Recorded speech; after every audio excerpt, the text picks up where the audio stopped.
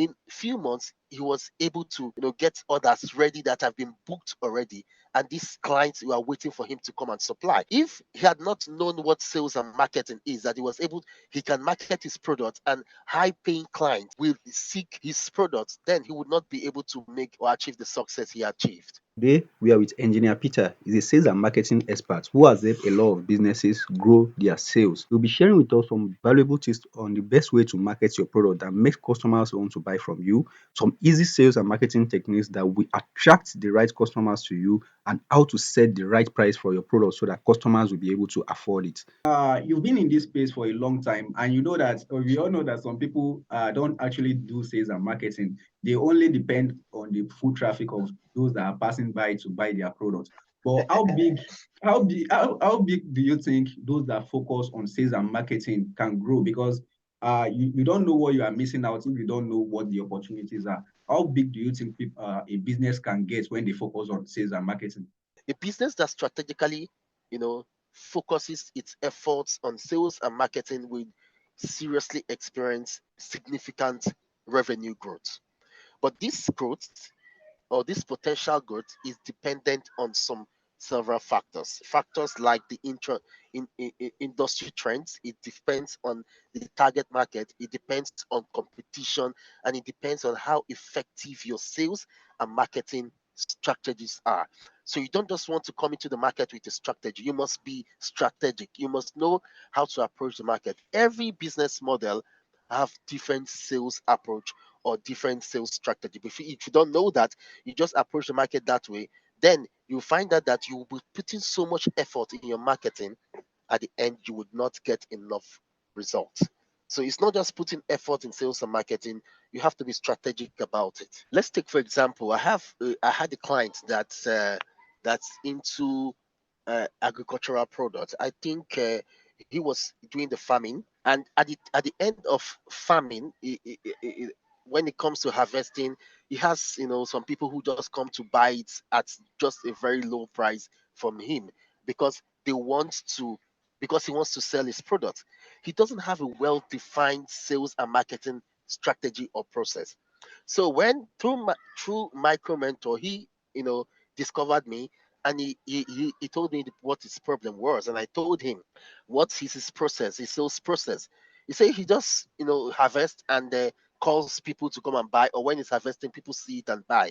He's got livestock, he's got different agricultural products, and I told him you need to go to restaurants, you need to go to hotels that would need this product. Tell them I can give you this amount of products in this particular period of time. Have a discussion with them, have a contract with them, be strategic about it, be intentional about it. So he went to some hotels, he went to some restaurants to tell them this is what he supplies, this is the amount of agricultural products, livestock he can supply them, and he had some contracts signed because he was strategic about it. He has some contract signed, and in few months he was able to, because he, according to him, it takes him a cycle of 6 months or 3 months for some livestock to get ready for the market. So in few months he was able to get orders ready that have been booked already, and these clients were waiting for him to come and supply. So then, if he had not known what sales and marketing is, that he can market his product and high paying clients will seek his products, then he would not be able to make or achieve the success he had achieved. For business owners that now want to focus on sales and marketing to grow their business, where do you think they can start? What are some practical steps they can take to actually do that for their business? Now, first of all, you need to understand who your target customers are. You need to know your customer. A lot of business owners do not know who their target customers are. Now, I'm going to give an example.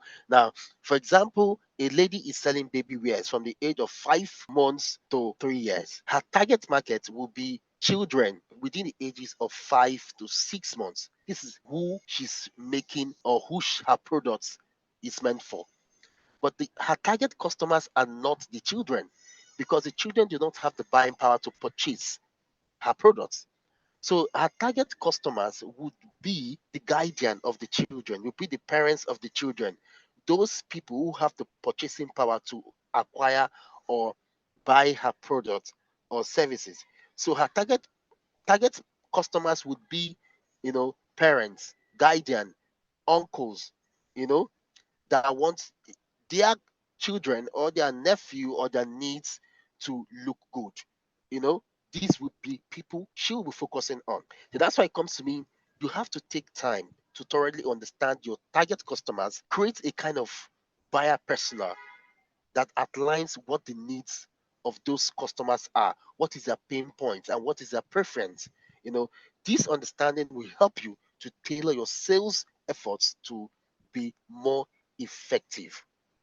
The next one is when you know your target customer, then you'll be able to optimize your product offerings or your sales offerings or your offer or your products and services. Now, with this, you just would review your products portfolio and ensure that it aligns with your customers or what your customer needs are, considering different preference, because your customers have different preferences. So you should know which of your product portfolio aligns with them. Then you should be able to optimize it to meet your customer needs. And maybe you can, if you have a well structured offering, you can even consider bundle products or create new offerings based on your customers' feedback or market trends. If the market is changing and people are in need of this, then you should be able to design a product that will meet the market needs. If you offer, quality products that is priced at a particular level, then you should focus on people who are in that class. So your target customers should have something in common. They should have a characteristics in common. You should focus on, are they in a particular location? You should be able to focus and tie your offerings to that. So if now you are selling your baby wears and it's really pricey, the people around some local area will not be able to afford it. Then it's going to be you're just in the wrong place. Your product and services, you are selling it in the wrong market. The market where you're supposed to sell it are in the market where we have people who have the purchasing power to buy such quality clothes. So what you need to do is to say, these people around this area, these people who would love this kind of product, what kind of clothing do they like for their kids?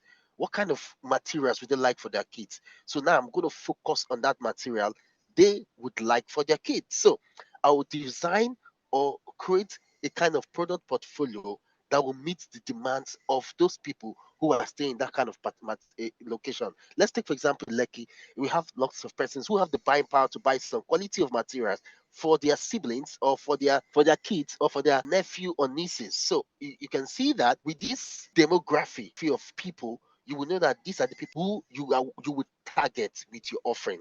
So you'll be intentional about creating a particular product that will meet the needs of those people.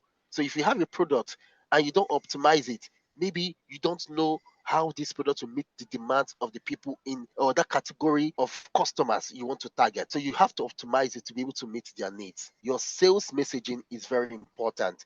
Now, what I mean by sales messaging is it is what differentiates you from your competitor. Let's take, for example, you produce balm and you say, oh, my balm can relieve you of your pain, and you just put relieves pain, and I come to the market and I see people who are feeling pain. I know how they feel. I want them to be relieved of their pain faster. And I put a message in my product that relieves pain really fast. That message alone will convert a lot of sales for you. That's why it is good to understand your message. What message are you passing across with your product? People would prefer your product because of what your product can do. Your product should be able to not say what it can do, actually do what you say it can do.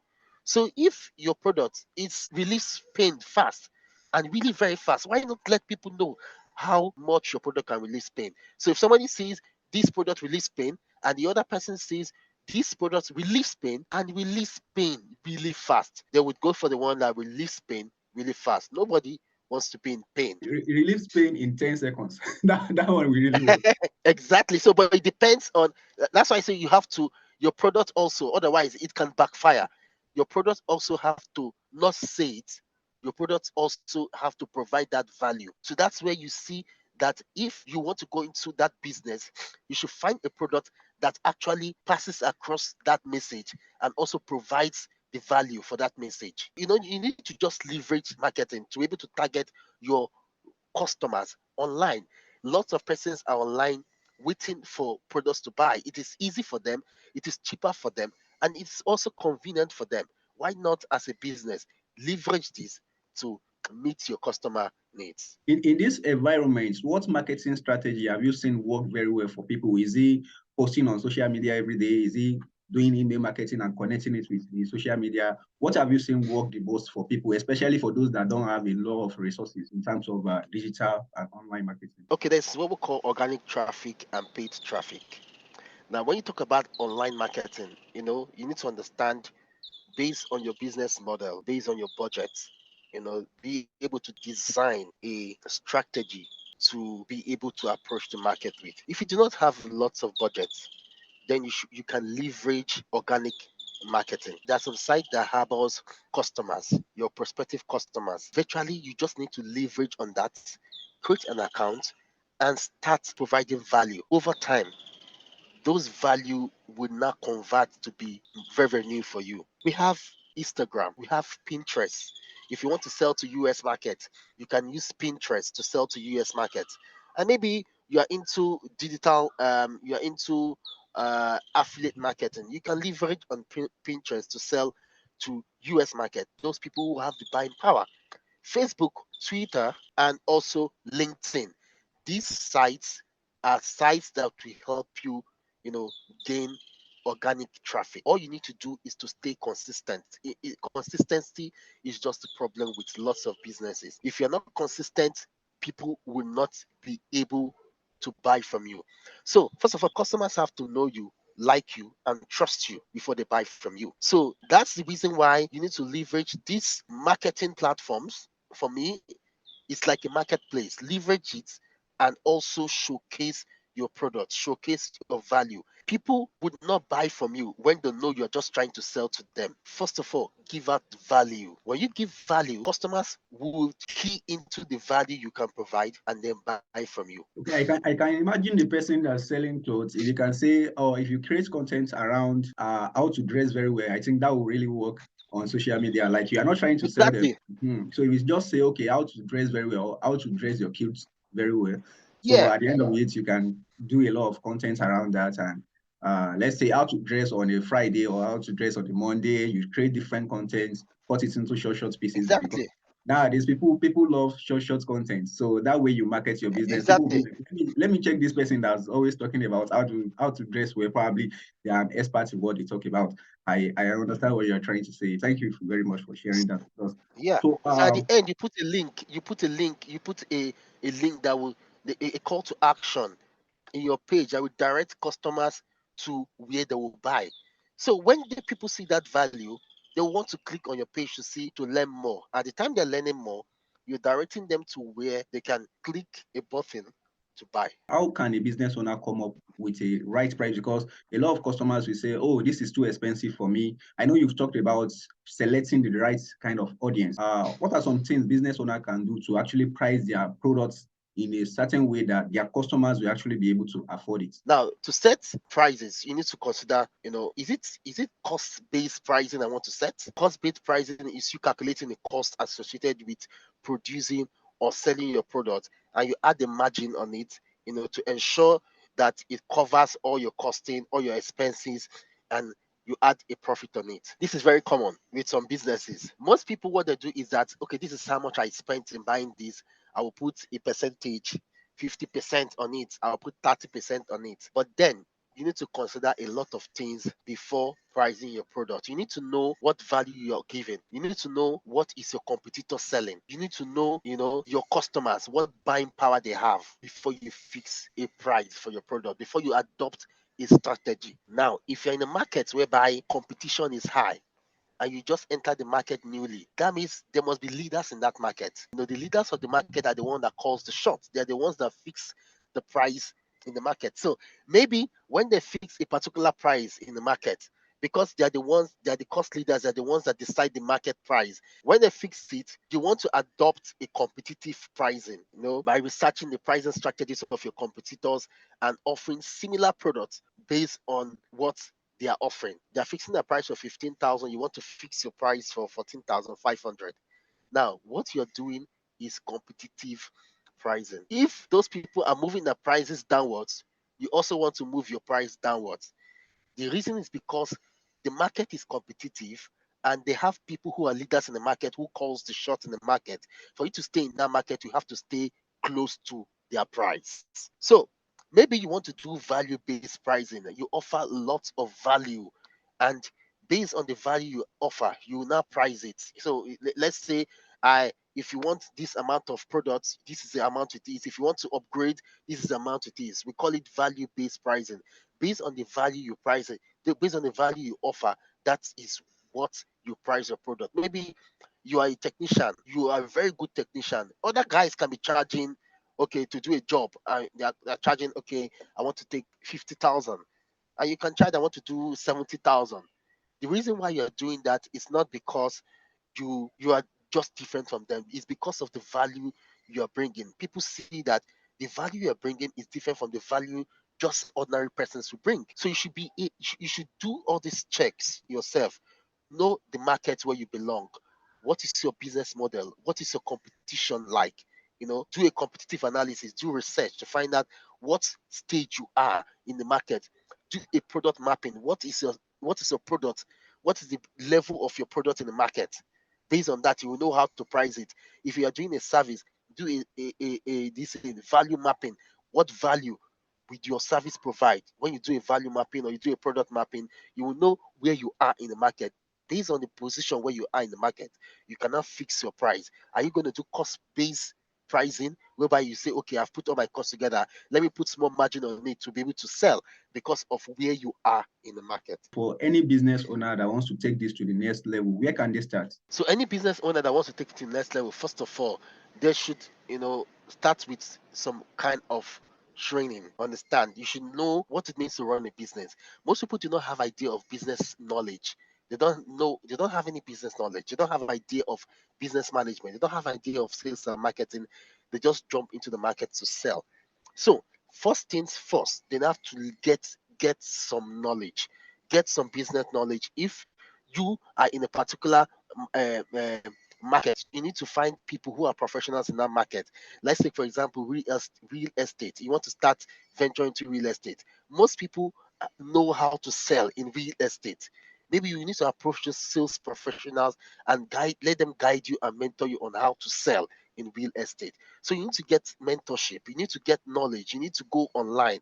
If you go online, you can go on YouTube to search for some sales training. You will discover lots of videos on sales training. If you go on YouTube, you can go on LinkedIn, or you can go online to get free books. Like one of the books you can get is Influence, the Psychology of Persuasion by Robert Cialdini or something like that. He wrote that book. You can get some books on sales training that will help you. You can get some books on business management that will help you to start up. It's important you have knowledge before you start up a business. Or if you're running a business, you have to keep learning. If the moment you stop learning, I'm afraid in no time you will get out of business. I see a lot of businesses are struggling. Being a business mentor with micro mentor has, solved a lot of sales problem. And the major thing, okay, as a business mentor, first of all, I should be focusing on the business strategies more often.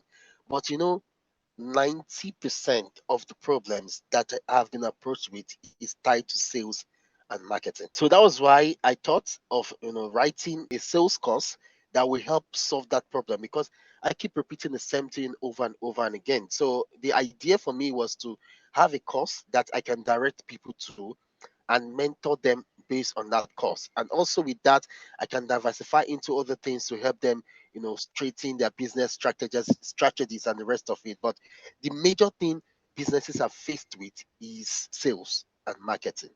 And of course, this is a life wire of every business. If you don't sell, then you will not have a business.